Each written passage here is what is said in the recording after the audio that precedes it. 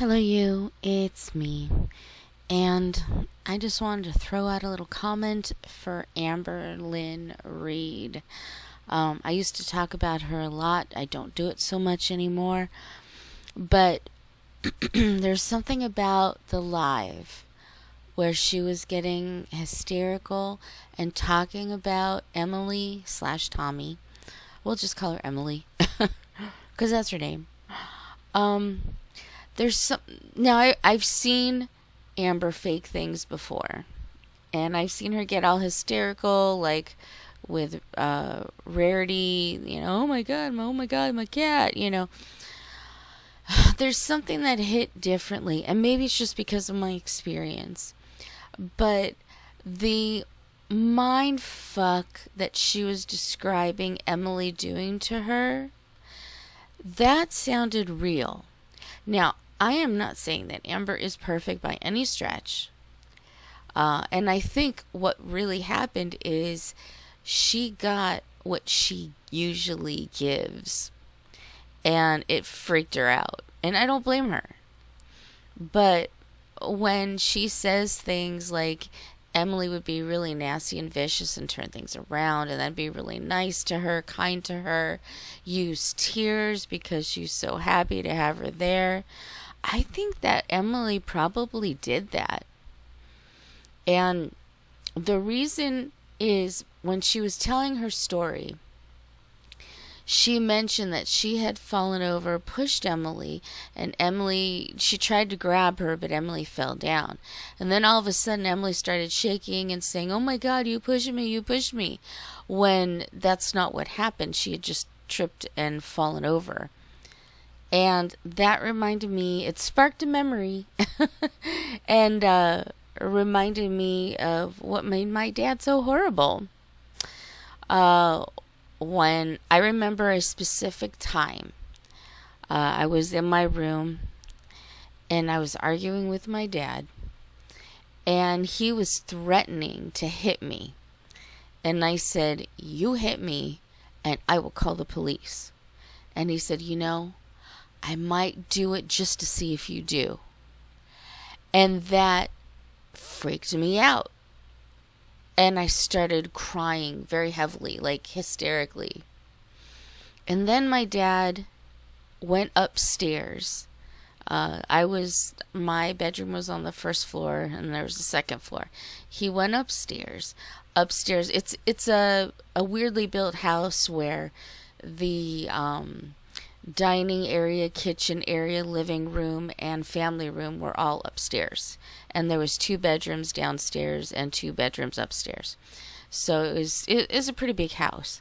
Anyway, he went upstairs and all of a sudden changed his whole demeanor.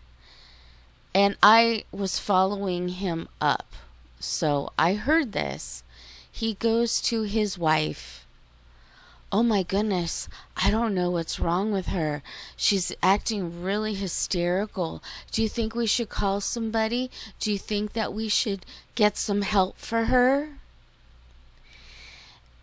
And this just made me cry more, to the point where you probably couldn't understand me. But I said, "You just threatened me." And then he turns to his wife again. A stepmother, not my mother. Turns to his wife again and says, "Oh my God, she's really hysterical. Should we call somebody? Should we have them take her away?" And at this point, I lost it completely. And I just went downstairs. I went into my room and grabbed a few things and just walked out. I was very scared that they would call somebody to have them take me away, to put me in a home, to put me, I was so scared. I was threatened with that. And I didn't know what to do. But it was such a hard, fast mindfuck. It was horrendous. I'm not even sure if I expressed it as to how it impacted me when I heard those words. When he just flipped it around and made me look like I was crazy. Crazy insane, even though he had just threatened me like 5 minutes previous. And it really messed with me, because I noticed at that point he did that a lot. He'd flip things around so that I looked insane and he looked like the calm, collected one that was just trying to reason things out. And, it was suddenly becoming clear that maybe I was mentally unstable and he would have to do something about that because I'm just so crazy. It was horrible. It was horrible. And the way that Amber was talking, that really resonated with me. And again, she could be lying. I am not an Amber whisperer like Karina Kaboom. Karina Kaboom is amazing. She seems to know everything that Amber does.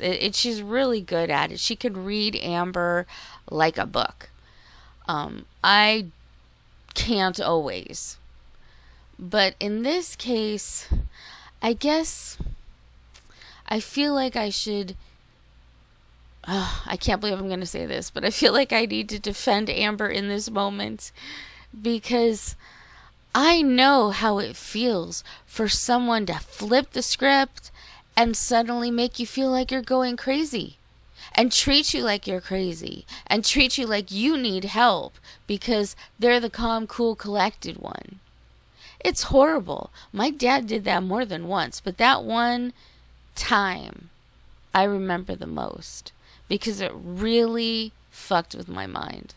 It really hurt me in ways that I don't know how to express right now.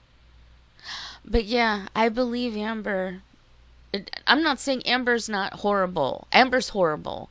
Amber is indeed, in my opinion, a narcissist, which, you listen to anybody who talks about Amber will probably say the same thing or something similar. But I also think that Emily, I don't know if that's a narcissistic tendency, but I know that Emily was really good at fucking Amber's brain in bad ways. It just seems very prominent. It stands out. Her hysterical crying and the way that she said things didn't sound like she was just making stuff up. It sounded very real. And I could be the fool. I could be wrong. But Emily is one of those people you don't want to mess with because they will fuck with you in ways that you can't prove. That's what happened with my dad. I couldn't prove anything to anyone. I didn't have a phone that records. I did have a tape recorder, but I didn't think to do that because I was so hurt. I didn't think to do anything. I didn't know what to do. I had no way of showing this abuse. And yeah, seeing Amber talk about it, it seemed, some of it didn't, but some of it did. It really seemed real. And I feel bad for her. I shouldn't, because I know she has no sympathy bones for anybody else. I realize that. But that kind of mindfuck, it messes with you.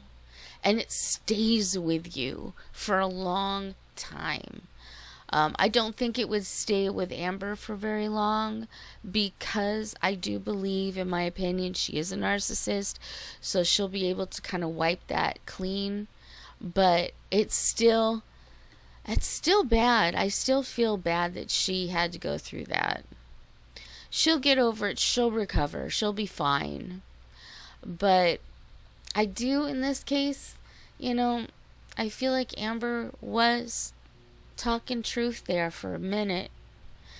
And it's a horrible truth to have to deal with. And I'm sorry that she had to deal with that. As horrible as she is, having been through that, it's horrible. So Anyway, I just wanted to put that out there. Again, I could be wrong. You know, she's fooled me before. So it wouldn't be the first time. But it seemed like there was a ring of truth in there. And I just had to say that. Anyway, thank you for listening, and that's all I got to say.